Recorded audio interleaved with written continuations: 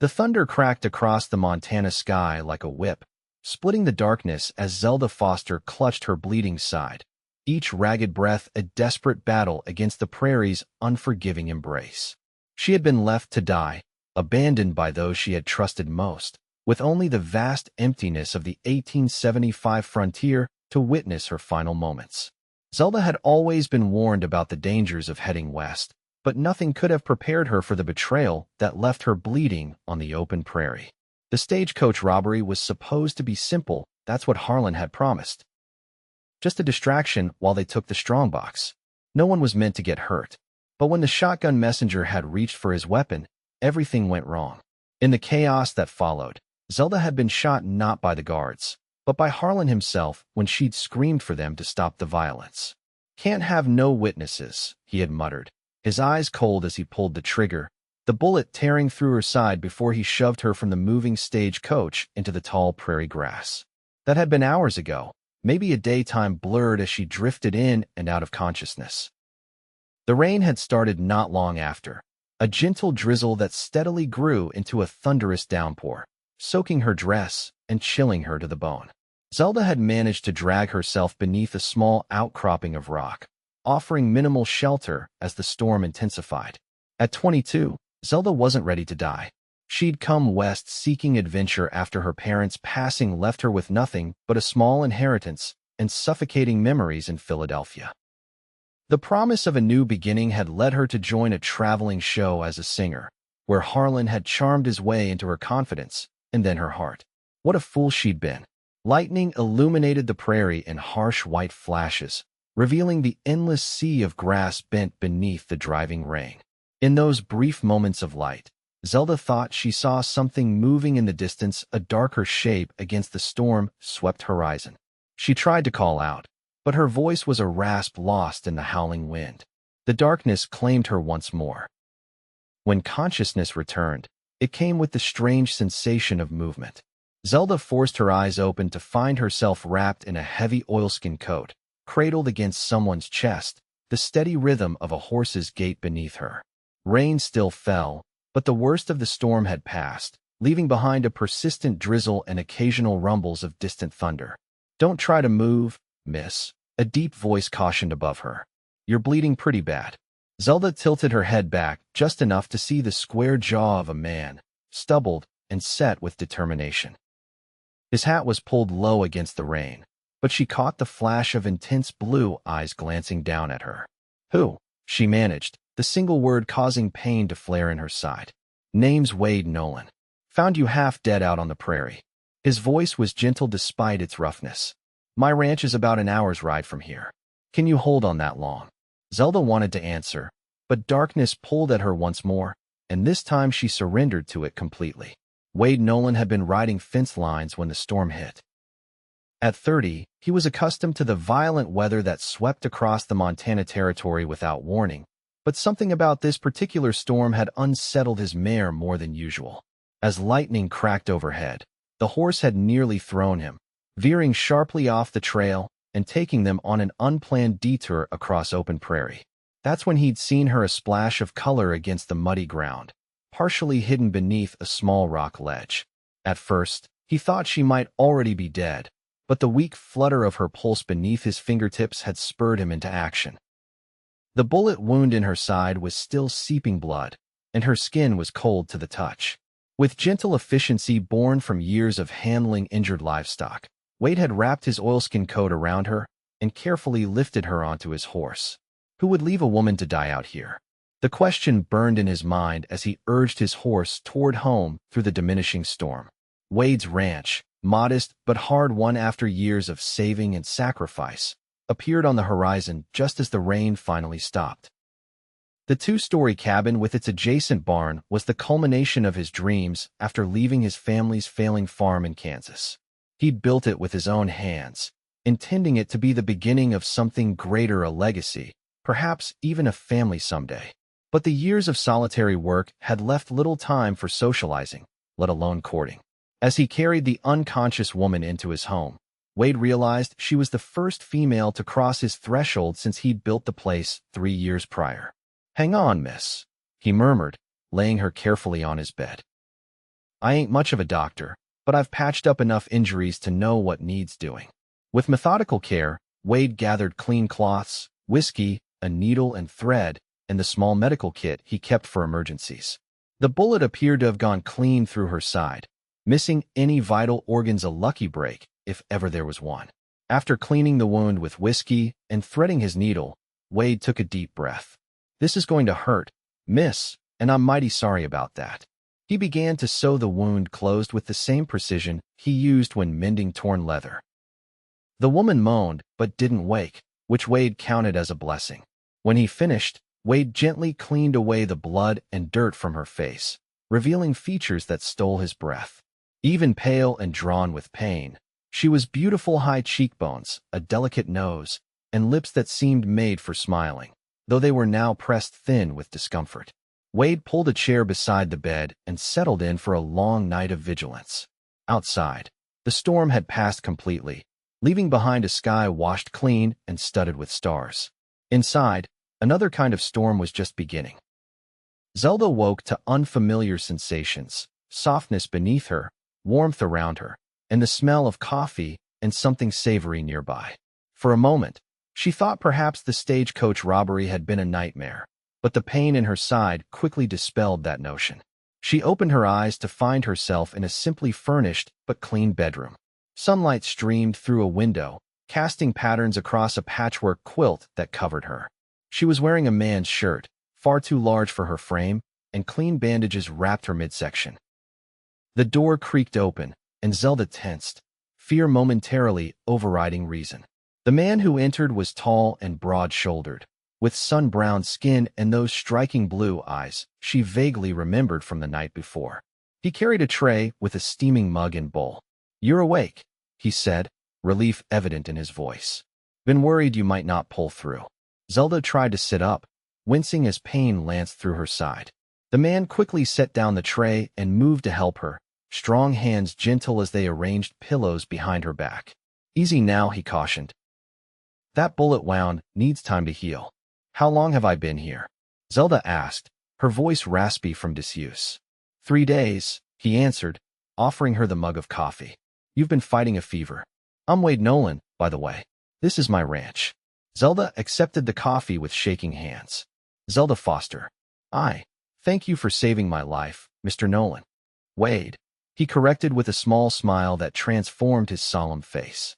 "And you're welcome, Miss Foster, though I'd appreciate knowing how you came to be shot and abandoned on my property." The question brought a rush of memories. Harlan's betrayal, the gunshot, the cold rain. Zelda's hands trembled harder, sloshing coffee onto the quilt. Wade gently took the mug from her. "You don't have to talk about it now if you don't want to." "No," Zelda said, finding strength in her voice. "You deserve to know, after all you've done." She took a steadying breath and told him everything: how she'd joined the traveling show after her parents' deaths, how Harlan had courted her with promises of adventure and love, only to reveal his true nature when he involved her in the stagecoach robbery. "I didn't know what they were planning," she insisted, tears welling in her eyes. "Harlan told me they just needed a distraction, someone to create a commotion while they took the strongbox. But when people started getting hurt..." Her voice broke. "I couldn't stand by and watch. And Harlan, he just turned the gun on me and fired, like I meant nothing to him." Wade's expression had darkened as she spoke. "Harlan who?" "Harlan Beck," Zelda answered. "He leads a small gang. They've been robbing stagecoaches across the territory." Wade nodded, recognition flashing in his eyes. "I've heard of them. They hit the Silver Creek stage last month." He stood and moved to the window, gazing out at the prairie. "Sheriff ought to know about this." Fear gripped Zelda. "Please, I can't go to the law. I was part of it, even if I didn't know what was happening. They'll hang me alongside Harlan if they catch him." Wade turned back to her, his expression softening. "No decent lawman would hang a woman for being deceived, Miss Foster. But if you're worried, we won't ride into town until you're healed enough to travel." Zelda relaxed slightly at his words. "Thank you. Now," Wade said, retrieving the bowl from the tray, "I made stew. It ain't fancy, but it'll put strength back in you." As he helped her eat, Zelda studied Wade Nolan more carefully. He wasn't handsome in the conventional way Harlan had been. There was nothing polished or practiced about him. His features were weathered by sun and wind, his hands calloused from hard work. But there was an honesty in his blue eyes that Harlan had never possessed, a steadiness that made her feel safe for the first time in months. "Why are you helping me?" she asked suddenly. "You don't know me. I could be lying about everything." Wade considered her question as he set aside the empty bowl. "Out here, we help folks in need. It's how we survive." He paused, a small smile playing at his lips. "Besides, you don't strike me as the lying type, Miss Foster. Your eyes are too honest." Zelda felt warmth rise to her cheeks that had nothing to do with her lingering fever. "Please, call me Zelda." "Zelda," he repeated, her name sounding different in his deep voice. "Rest now. We'll talk more later." As the days passed, Zelda's strength gradually returned. Wade proved to be a surprisingly attentive caretaker, changing her bandages with gentle hands and preparing simple but nourishing meals. He brought her books from his small collection to pass the time and sat with her in the evenings, telling stories about his life on the frontier. She learned that he had come to Montana 5 years ago, working on other ranches until he'd saved enough to claim his own land. He was building his herd slowly but steadily, hoping to have one of the finest spreads in the territory someday. "It's a lot of work for one man," Zelda observed one evening as Wade described his daily routine. "Been thinking of hiring help come spring," he admitted. "Ranch is growing faster than I can keep up with." Zelda found herself increasingly drawn to this quiet, determined man. Unlike Harlan, who had dazzled her with grand promises and flashy charm, Wade spoke simply of honest work and modest dreams. There was something profoundly appealing about his straightforward nature. 2 weeks after Wade had found her, Zelda insisted on getting out of bed. "I can't lie here forever," she declared when he protested. "Besides, I should earn my keep while I'm here." Wade frowned. "You don't owe me anything, Zelda." "I owe you my life," she countered, carefully swinging her legs over the edge of the bed. "At least let me help with the cooking or mending." Recognizing the determination in her eyes, Wade relented, helping her to the main room of the cabin. The space was functional but cozy, with a stone fireplace, sturdy wooden furniture, and large windows that looked out over the prairie. Zelda settled into a chair by the fire, contentment washing over her despite the persistent ache in her side. "It's beautiful here," she said, watching as the afternoon sun gilded the swaying grasses beyond the window. "Peaceful." Wade looked around as if seeing his home through new eyes. "Suppose it is." "Never really thought about it that way." "What made you choose this particular spot for your ranch?" Zelda asked. Wade moved to the window, gazing out at the land he'd claimed. "First time I rode through this valley, there was a sunset like I'd never seen before. Sky was on fire with colors I can't even name. And I just knew this was the place I was meant to be." He turned back to her, a hint of embarrassment coloring his features. "Sounds foolish, I reckon." "Not at all," Zelda said softly. "It sounds like home." Their eyes met across the room, and something unspoken passed between them, a moment of perfect understanding that left Zelda's heart beating faster. Wade cleared his throat and moved toward the door. "Need to check on the livestock before dark," he said. "You'll be all right here?"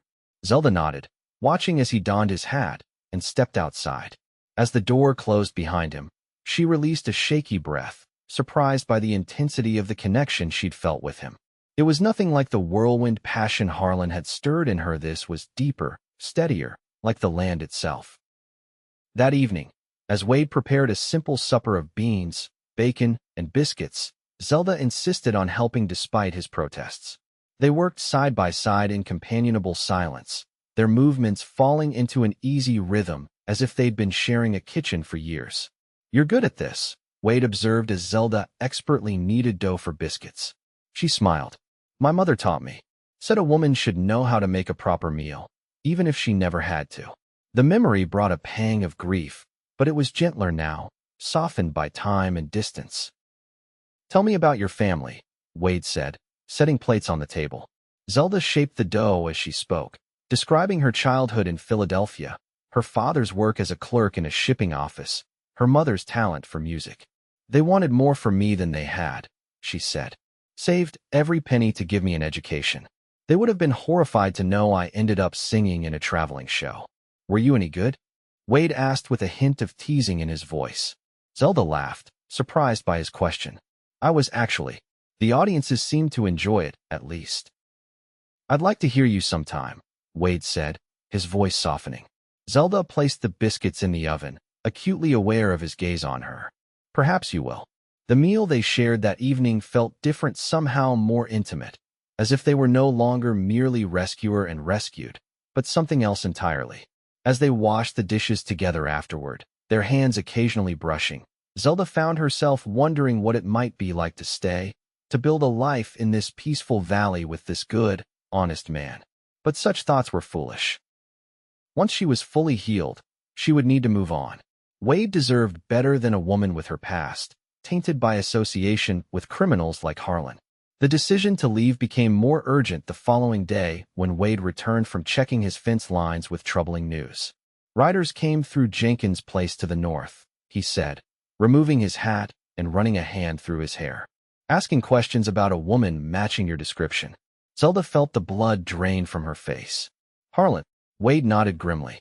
"From the description, sounds like him and two others." "Jenkins didn't tell them anything, said he hasn't seen a soul in weeks." "They know I'm alive," Zelda whispered, fear clutching at her throat.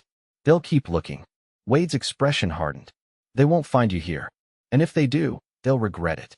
"I can't put you in danger," Zelda insisted, rising from her chair. "I should leave, and go where?" Wade demanded. "You're still healing, Zelda, and winter's coming on. You wouldn't make it to the next town." "I won't have your blood on my hands," she countered, tears welling in her eyes. "Harlan is dangerous. He won't hesitate to kill you." Wade crossed the room to her, his hands gently gripping her shoulders. "Listen to me. I've faced worse than some stagecoach robber with delusions of grandeur. This is my land, and I know how to defend it." His eyes held hers with unwavering certainty. "You're safe here, Zelda. I promise you that." The conviction in his voice and the strength in his hands steadied her. Zelda nodded, though fear still churned in her stomach. "What will we do?" "For now, we stay alert. I'll ride into town tomorrow. Let Sheriff Taylor know what's happening. He's a good man, he'll believe your story." That night, sleep eluded Zelda. She lay awake listening to the wind whistling around the eaves of the cabin, imagining Harlan and his men searching for her across the vast prairie. The thought of bringing violence to Wade's peaceful home filled her with dread. In the dark hours before dawn, she made her decision. She would leave before Wade woke, sparing him from Harlan's vengeance. It was the only way. Carefully, Zelda slipped from the bed and dressed in the clothes Wade had found for her, a simple shirt and trousers that had belonged to him, rolled up and belted to fit her smaller frame. Her side ached as she moved, but the wound was healing well. She could manage. She packed a small bundle of food from the kitchen and wrote a brief note thanking Wade for his kindness. As she placed it on the table, guilt threatened to overwhelm her. This good man had saved her life, cared for her, asked for nothing in return, and she was repaying him by disappearing into the night. "It's to protect him," she whispered to herself, but the words rang hollow in the silent cabin. Zelda was reaching for the door when a board creaked behind her. She turned to find Wade standing in the doorway to his room, fully dressed as if he'd been waiting for this moment. "Going somewhere?" he asked quietly. "I have to," Zelda said, clutching her bundle tighter. "You know I do." Wade shook his head, crossing the room toward her. "Running won't solve anything, Zelda. Harlan will keep looking, and you'll keep running. That's no kind of life." "And what kind of life would it be if he finds me here? If he hurts you because of me?" Tears spilled down her cheeks. "I couldn't bear it, Wade." In the dim light of the dying fire, Wade's expression softened. "You care that much about what happens to me?" The question hung in the air between them, freighted with meaning. Zelda could have lied, could have denied the feelings that had been growing within her since the moment she'd woken in his home. But she was tired of lies. "Yes," she whispered, "more than I should." Wade closed the distance between them, gently taking the bundle from her hands and setting it aside. "Then trust me," he said, his voice low and intense. "Trust me to keep you safe. Trust me to stand beside you and face whatever comes." Zelda looked up at him, at the steadfast determination in his eyes, and felt something within her give way. "I'm scared, Wade." "I know," he said, his hand coming up to cup her cheek. "So am I, but not of Harlan Beck.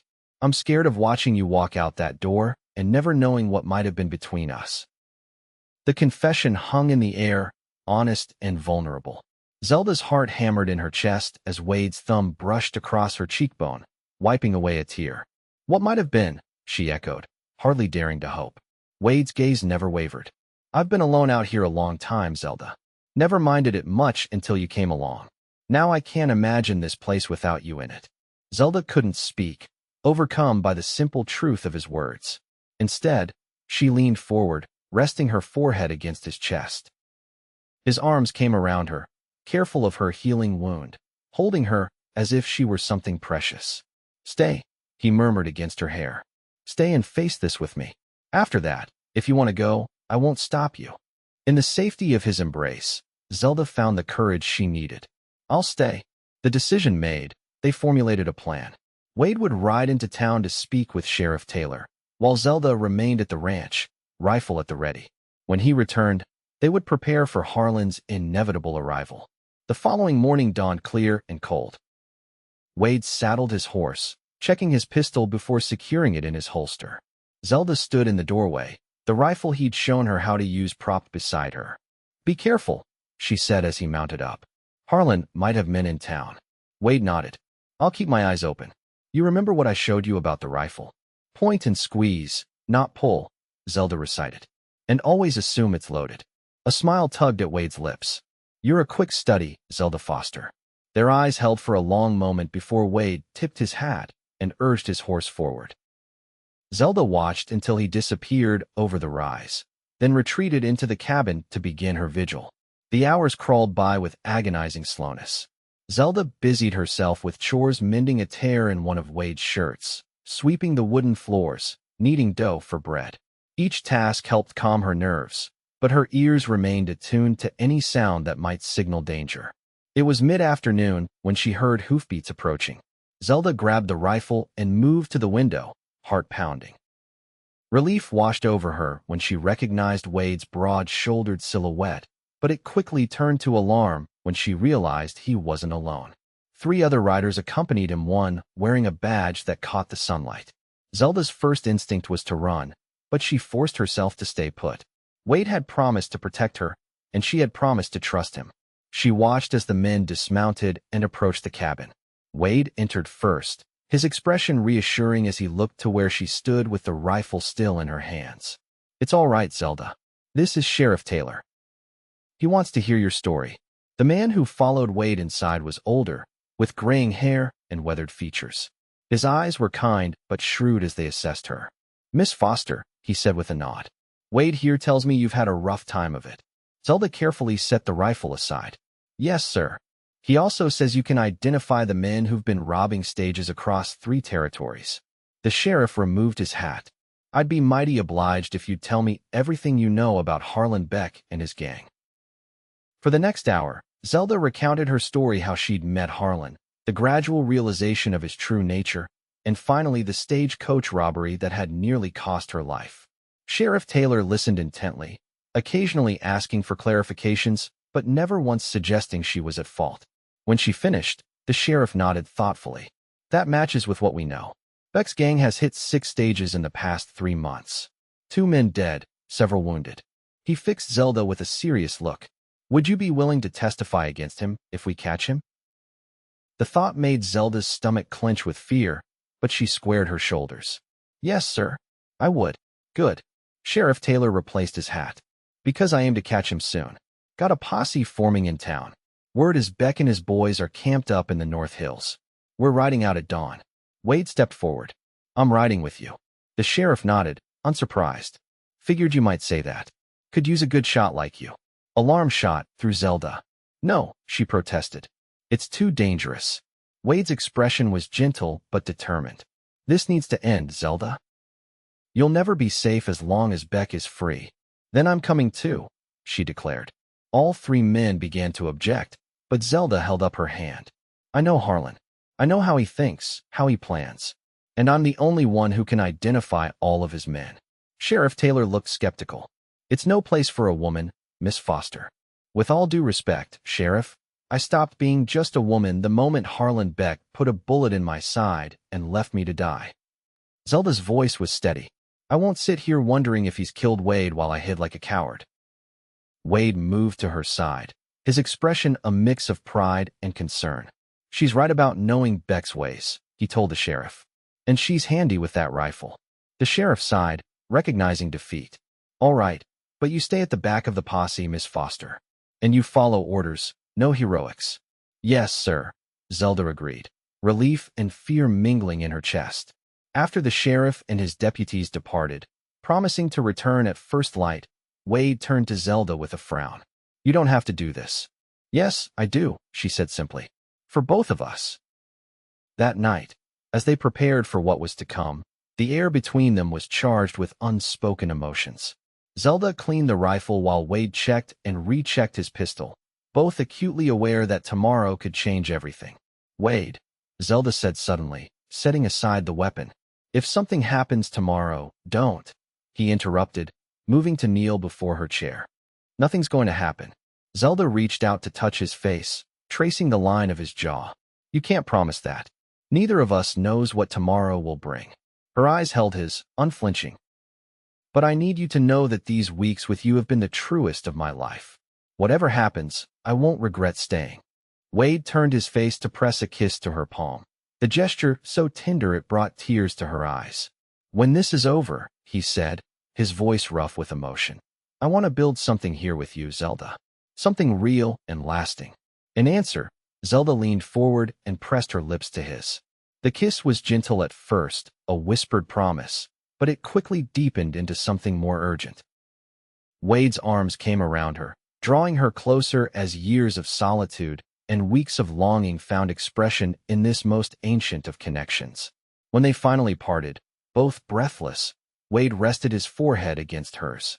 "That wasn't how I planned our first kiss," he murmured. Zelda smiled, her heart fuller than she'd ever thought possible.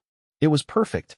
They spent the night in each other's arms, talking of the future they hoped to build once Harlan Beck was no longer a threat. Zelda described the garden she would plant come spring, while Wade spoke of expanding the cabin, adding rooms for the family they might someday have. In the face of tomorrow's uncertainty, they created a vision of tomorrow's promise.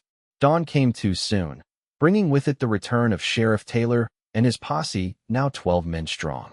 Wade helped Zelda mount one of his spare horses, his hand lingering on hers as he passed her the reins. "Stay behind me," he reminded her. "And if shooting starts, get down and find cover," she finished with a small smile. "I remember." The ride to the North Hills took most of the morning, the posse moving cautiously through stands of pine and across open meadows. Zelda's side ached from the unaccustomed exertion, but she kept pace, determined not to slow them down. It was just past noon when one of the sheriff's scouts returned with news. "Found their camp, Sheriff. 5 men, holed up in an old mining shack near the ridge." 5. Sheriff Taylor frowned. "Beck usually rides with 3. Must have picked up new recruits," another deputy suggested. Zelda felt a chill of foreboding. Harlan's planning something big. He wouldn't expand his gang unless he had a major job lined up. The sheriff nodded grimly. All the more reason to take him now. He turned to address the posse. "We'll approach from 3 sides. Jones, you take 4 men around to the east. Peterson, you and 3 others circle west. The rest of us will come in from the south." He pointed at Zelda. "Miss Foster, you stay with Wade at the rear. Don't move in until I give the signal." The plan set, the posse split up, each group taking their assigned position around the mining shack. From their vantage point behind a rocky outcropping, Zelda and Wade watched as the sheriff's men moved stealthily into position. "This feels wrong," Zelda whispered, scanning the area. "Harlan's too careful to be caught like this." Wade's hand tightened on his rifle. "What are you thinking?" Before Zelda could answer, a shot rang out from within the shack, followed by a shout of pain from one of the deputies. More gunfire erupted as the posse returned fire, the air filled with the acrid smell of gunpowder. "It's a trap," Zelda realized with sudden clarity. "Harlan knew we were coming." Even as she spoke, movement to their left caught her attention, riders emerging from a hidden draw, moving to flank the sheriff's position. "Wade," she cried, pointing. Without hesitation, Wade raised his rifle and fired, downing the lead rider. The others scattered, taking cover behind rocks and trees. "We need to warn the sheriff," Wade said, reloading quickly. "They'll be caught in a crossfire." Zelda knew he was right, but the open ground between their position and the sheriff's offered no cover. Anyone making that run would be exposed to fire from both the shack and the flanking riders. "I'll go," Wade said, reading her thoughts. "You keep shooting at those riders, keep them pinned down." Fear clutched at Zelda's heart. "No, Wade, I'm faster," he said, his eyes meeting hers. "And I know this terrain. I'll make it." He leaned forward, pressing a quick, fierce kiss to her lips. "Keep shooting, Zelda." Before she could protest further, Wade was gone, moving low and fast across the open ground. Zelda raised her rifle, steadying her breathing as she took aim at one of the hidden riders. She fired, missing the man but striking close enough to force him back into cover. Wade was halfway to the sheriff's position when a figure emerged from behind the shack, a man Zelda recognized instantly despite the distance. Harlan Beck, his pistol raised and aimed directly at Wade. "No!" Zelda screamed, but her voice was lost in the cacophony of gunfire. Time seemed to slow as she watched Harlan take careful aim. Without conscious thought, Zelda raised her rifle, drew a deep breath, and squeezed the trigger just as her father had taught her during those long-ago hunting trips in Pennsylvania. The distance was great, the shot nearly impossible, but fate or providence guided her bullet true. Harlan staggered, his own shot going wild as Zelda's bullet found its mark. He fell, clutching his shoulder, as Wade reached the sheriff's position and delivered his warning. The tide of battle turned swiftly after that. Warned of the flanking attack, Sheriff Taylor's men were able to reposition, catching Harlan's reinforcements in a crossfire of their own. Within minutes, the shooting had stopped, replaced by the sheriff's authoritative voice demanding surrender. 4 of Harlan's men gave up without further resistance. Harlan himself, wounded but alive, was dragged cursing from behind the shack. His eyes widened in disbelief when he saw Zelda approaching with Wade at her side. "You," he spat. "You should be dead." Zelda regarded him calmly, the fear he had once inspired in her nothing but a memory. "So should you, Harlan. But I'm a better shot than you gave me credit for." Sheriff Taylor secured Harlan's hands behind his back. "Harlan Beck, you're under arrest for murder, robbery, and attempted murder of Miss Foster here. You'll hang for what you've done." As the sheriff led Harlan away, Wade turned to Zelda, his eyes searching her face. "That was one hell of a shot. My father would be proud," she said, a small smile touching her lips despite the gravity of what had just occurred. Wade pulled her into his arms, heedless of the deputies and prisoners watching. "I'm proud," he murmured against her hair. "And grateful. You saved my life, Zelda Foster." She leaned back to look up at him. "We're even then." The ride back to town was long but triumphant. The citizens of Willow Creek turned out to witness the procession as Sheriff Taylor led his prisoners down the main street toward the jail. Many cheered when they learned that the notorious Harlan Beck had finally been captured.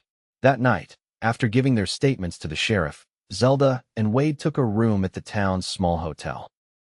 Clean and properly dressed for the first time in weeks, Zelda sat by the window, watching the activity on the street below. "Penny for your thoughts," Wade said, coming to stand beside her. "I was thinking about new beginnings," she answered, looking up at him, "and how sometimes they come from the most unexpected places." Wade took her hand, his thumb tracing circles on her palm. "Does that mean you're staying? For good, I mean." Zelda rose to face him, her decision made long before this moment. "Yes, Wade Nolan. I'm staying for as long as you'll have me." His smile was like the sunrise breaking over the prairie. "That would be forever, Zelda Foster." "Forever sounds just about right," she whispered as his lips found hers in a kiss that promised all the tomorrows they would share. 6 months later, on a perfect spring day with the prairie abloom with wildflowers, Zelda Foster became Zelda Nolan in a simple ceremony at their ranch.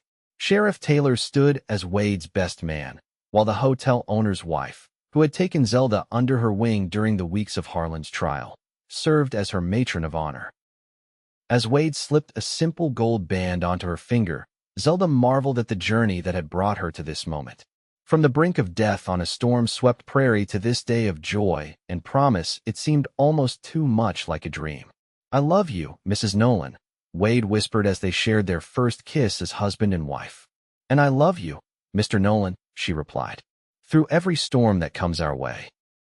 That evening, As they stood on the porch of their home watching the sunset paint the sky with colors too beautiful to name, Zelda rested her head against Wade's shoulder, content in a way she had never thought possible. "You were right," she said softly. "About what?" "About this being the place you were meant to be." She looked up at him, her eyes reflecting the golden light of the setting sun. "It's where I was meant to be too." Wade's arm tightened around her waist. "Took a bullet and a storm to bring you to me, but I'd weather it all again for this moment." Zelda smiled, thinking of the garden she had planted that morning, of the cradle Wade was secretly crafting in the barn, of the lifetime of days and nights stretching before them. "So would I," she said. "Every storm, every struggle, all of it was leading us home."